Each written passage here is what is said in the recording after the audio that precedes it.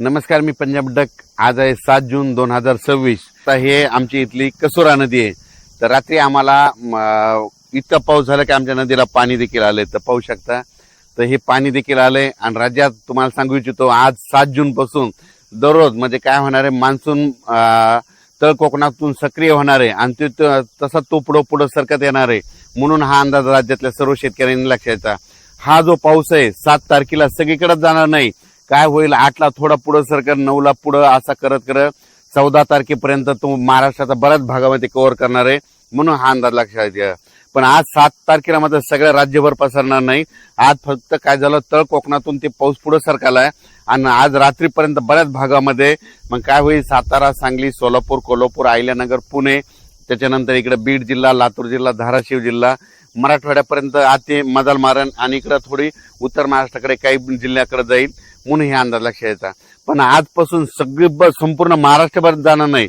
7 पासून ते 14 तारखेपर्यंत दररोज वेगवेगळ्या भागात दररोज काय होईल, पुढे सरकत तो मान्सून प्रवास करणार आहे. म्हणून हा अंदाज लक्षात येतात. काल देखील म्हणजे काल 6 जूनला देखील आमच्या परभणी जिल्ह्यामध्ये शेलू तालुका, मानवत तालुका, परभणी जिल्ह्यामध्ये मानवत ह्या भागामध्ये इतकं वादळी वाऱ्यानं शेतकऱ्याचं अतोनात नुकसान केलं. लाईटचे ट्रान्सफॉर्म उपटून पडले, त्याच्यानंतर सोलार उपटून पडले. म्हणजे इतकं वारं भयानक होतं की खूप म्हणजे पाऊस पडला. आणि हे आमच्या इथली ही कसुरा नदी आहे. या कसुरा नदीला यात पाणी देखील आलं. इतका पाऊस झाला. म्हणून हे देखील तुम्हाला सांगू इच्छितो. राज्यात सर्व शेतकऱ्याला सांगू इच्छितो, पेरणी करताना शेतामध्ये जायचं, जमिनीमध्ये ईदभर ओल असेल तरच पेरणीचा निर्णय घ्या. नसता 4 बोट ओल असेल, 6 बोट असेल तर पेरणी करू नका. म्हणून हे देखील सर्व शेतकऱ्यांना लक्ष द्यायचं.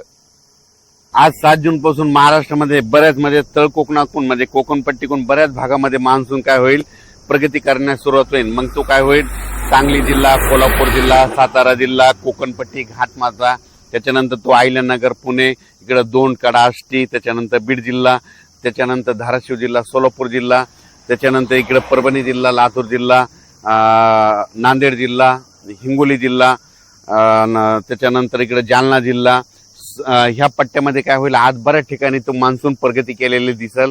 म्हणून हा अंदाज लक्षात द्यायचा. आज मात्र संपूर्ण महाराष्ट्रभर जाणार नाही. फक्त आज मात्र काय होईल माहितीये का, की मध्ये आज सुरुवात झालेली आहे. तर तसं तर रात्रीच बऱ्याच ठिकाणी पाऊस सुरू झालेला आहे. पण माझी शेतकऱ्याला विनंती आहे, शेतकऱ्याची पेरणी मी पहिल्यापासून म्हणतो की 3 टप्प्यात होणार आहे. 7 जून ते 14 जून मध्ये जर असा काही ठिकाणी पाऊस पडला आणि ईदभर ओल गेले तर त्यांच्या पेरण्या लागतील. त्याच्यानंतर काय होईल, 20 जून शेवटच्या आठवड्यात, जूनच्या 20 जून ते 30 जून मध्ये एक पाऊस येईल, त्याच्यामध्ये पेरण्या होतील. आणि त्याच्यानंतर त्याच्यातून जर काही शेतकरी उरले तर 10 जुलै ते 15 जुलैमध्ये पाऊस येणार आहे आणि त्याच्या शेतकऱ्याच्या पेरण्या होणार आहेत. म्हणून हा अंदाज लक्षात यायचा. अचानक वातावरण बदल झाला. मान्सूनचा पाऊस आहे, तुम्हाला सांगतो की लातूर जिल्हा एक त्यांच्या पेरण्या लागतील. कारण की काल देखील खूप पडला आणि आणखी तिकडे देखील आहे. धाराशिव जिल्हा, बीड जिल्हा, परभणी जिल्हा, नांदेड जिल्हा, हिंगोली जिल्हा, त्याच्यानंतर सोलापूर जिल्हा, सांगली, त्याच्यानंतर सातारा, कोल्हापूर, अहिल्यानगर, पुणे ह्या पट्ट्यामध्ये मात्र मान्सून चांगला सक्रिय होणार आहे. त्याच्यानंतर विदर्भात पण काय होणार आहे, यवतमाळ जिल्हा, वाशिम जिल्हा, त्याच्यानंतर वर्धा, नागपूर, भंडारा, गोंदिया, चंद्रपूर, अकोला, अमरावती, बुलढाणा ह्या पट्ट्यामध्ये चांगला हे मान्सूनचा पाऊस चांगला सुरुवात करणार नाही. आणि यांच्या देखील मात्र पेरणीला चांगला योग येईल म्हणून हे देखील लक्षात येतं. काल देखील तुम्हाला सांगू इच्छितो की मी धूळ पेरणी केली होती कापसाची.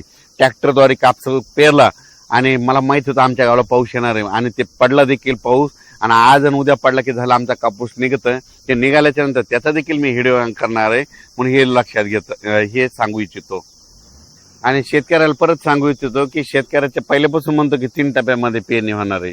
एक पहिला 7 जून ते 14 जूनच्या दरम्यान जिथे जास्त पडून त्यांच्या पेरण्या ईदभर ओल गेली त्यांच्या पेरण्या सुरू होतील. 20 जून ते 30 मध्ये एक पाऊस पडणार आहे, त्यांच्या परत एकदा लागते.